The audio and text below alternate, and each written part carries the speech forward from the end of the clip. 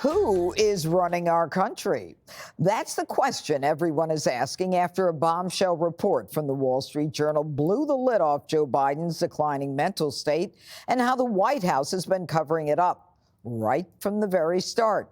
According to the Journal, signs that the commander-in-chief was diminished stretched all the way back to, quote, the first few months of his presidency, with aides adjusting his schedule, noticing Joe becoming tired if they went long, and he started making mistakes. So they kept meetings short and started controlling who he spoke with. And like a good little lapdogs, the media aided and abetted the cover-up.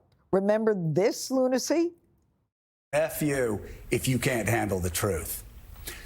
This version of Biden, intellectually, analytically, is the best Biden ever. Not a close second. I'm not even going to ask a question on that. It's so absurd. Jesse, they say that the 50 sources say they noticed in the first few months that he couldn't handle things. But do you remember they're using COVID as an excuse for him not to campaign, not to get out there and to have the basement campaign where, remember, cars, they would beep if they supported Joe Biden? There were 8 of them. Yeah, so they kept the COVID structure throughout the rest of the presidency. And he was treated like an aging dictator, an aging king. You know, the same things they said about Trump were true of him. He was isolated. He was out of touch. He was mentally unfit. People were keeping things from him.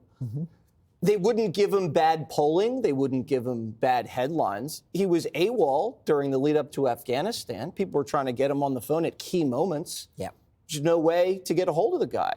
And he delegated his presidential powers to his staff, Judge. So when people ask, well, who's really the president? It was his staff. His staff were executing the duties of the president. And I think it was April 2021, right out of the gate, they were canceling meetings because he was having a bad day.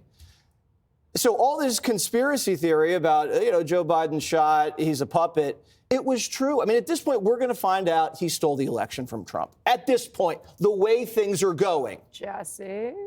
I'm just saying the way things are going, I wouldn't be surprised if we found that. You know, the amazing part of it, Charlie, is that Jill Biden was in charge of the one cabinet meeting they had in 11 months.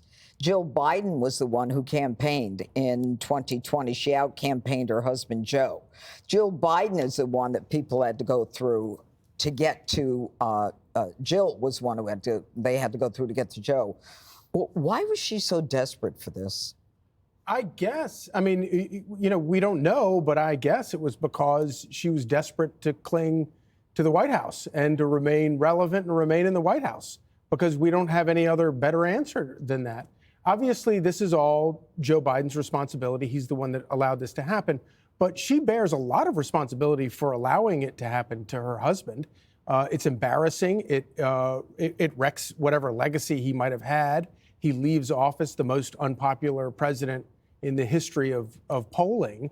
And I also think that, and I hope that the people that are around him that lied to him, lied to us, lied to everybody, and kept this Weekend at Bernie's charade going all this time, don't escape scrutiny, and people don't forget that what they did to us. They talk about destroying democracy and taking democracy away. There's no greater example of destroying democracy and taking it away than actually having the person that got elected be.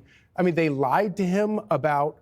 They shielded him from outsiders. They lied to him even as late as the campaign. They were lying to him about his pollsters, about his polling. They wouldn't let him talk to his pollsters. So even he didn't have any idea how bad things were going into the summer.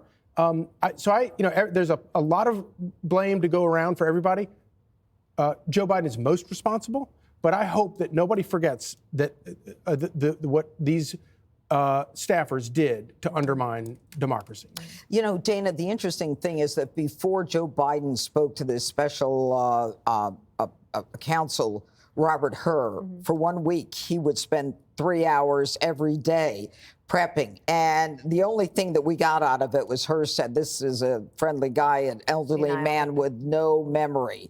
And you know, this was the point where Putin goes into Ukraine, where Hamas attacks, where Joe was actually funding Iran, which is then funding Hamas. And it's one of the darkest periods in American history. And yet Joe is still there clinging to power in the last, 5 weeks or whatever it is. What do you think he's trying to do now? I just had a thought that occurred to me, so let me just use my words here and see if I can get it out. When the Robert Hur report came out, do you remember there was a fury from the White House that Merrick Garland let it go out? And I have to wonder if Merrick Garland made sure it went out so that he at least would have been like, yeah, we're trying to tell people like this was what was happening. One of the things in the article is that they scripted his interactions with his defense secretary, Lloyd Austin. No wonder Biden had no idea Lloyd Austin was missing in action for 3 weeks. They never spoke anyway. And if they did, there was a script. It's not a call center. He didn't have a way to communicate directly with his Treasury Secretary. No wonder they never talked about inflation as a problem for Americans. You had the Chief of Staff saying it was a high-class problem. Then you think of those historians who would visit the White House, including writing speeches for Joe Biden, and telling him, you could be bigger than FDR. They weren't trying to have historical analysis. They were trying to make history with somebody who couldn't make his own decisions. Think of these people also. Annie Linsky of the Wall Street Journal wrote a piece 2 weeks before the debate between Biden and Trump, where the charade is exposed. And the White House came down on her like a ton of bricks. And she had said, like, I wrote this not because I wanted to hurt Joe Biden. It was like more in sadness than in anything. I'm having to write this. I have 40 sources, and I'll never forget that. The spokespeople from the White House just trying to destroy her reputation and her life. What sweet justice for Annie Linsky and her co-writers there. The last thing I would say is Kamala Harris is absolutely complicit in the cover-up. Exactly. And that's where I was going to Jessica. What happened in this White House was something that I don't think America has seen ever. We all knew what was going on. We sat at this table and actually thought about what was clearly the cognitive decline of a bobbling, dithering man. And then we were like, and Kamala's great and he's really great. I mean, is there anything about that you think, you would change in terms of the Democrat Party? Should they have done something? Should they do something now? Well, I don't think there's anything to do right this second. I think strategy will obviously be different going into future elections. I think people are going to be much more skeptical of what they're being told by people that are close to candidates. I mean, this is someone who throughout his career has had a very tight inner circle, but the extremeness of that seems unprecedented from looking at this. And this article is going to be tough for people to ignore because it's so well sourced and reported. It's not someone saying like, oh, I saw Joe Biden walked in the wrong direction or something, right? Like this is a lot of people, and they have a lot of people on the record, going in both directions of it. And Democrats saying things like, I think it was Senator Heinrich, that he spent more time with President Obama than he did with President Biden, and he was much less senior then, right? He just came in and Obama was giving him much more time. So there was obviously more of an openness to folks. But this is consistent with what I think a lot of people feel in the level of betrayal that Democrats, and myself included, underestimated that average voters feel about it. It's one thing to say these are the accomplishments, and I think a lot of people feel pretty positive about certain things that the administration did, but they wanted both, right? They wanted a candidate and they wanted the accomplishments together. And it's very clear that the Biden folks could have probably avoided a lot of this if he had dropped out a year in advance and said, we're going to have a primary. If Kamala is the winner, which I think is feasible, fine. If it's somebody else, that's good too. But you've been noticing as well as folks that worked on the campaign do interviews like on Pod Save America, or there was a forum and Jen O'Malley Dillon was there, and also Tony Fabrizio from Donald Trump's team, that they're not giving satisfactory answers to Democrats, that it feels like there's no apologies to be made. They keep saying, I wouldn't have done anything different. Unbelievable. It is unbelievable. It's pretty awful. I think it's a very dark period in American history. Click here to subscribe to the Fox News YouTube page to catch our hottest interviews and most compelling analysis. You won't get it anywhere else.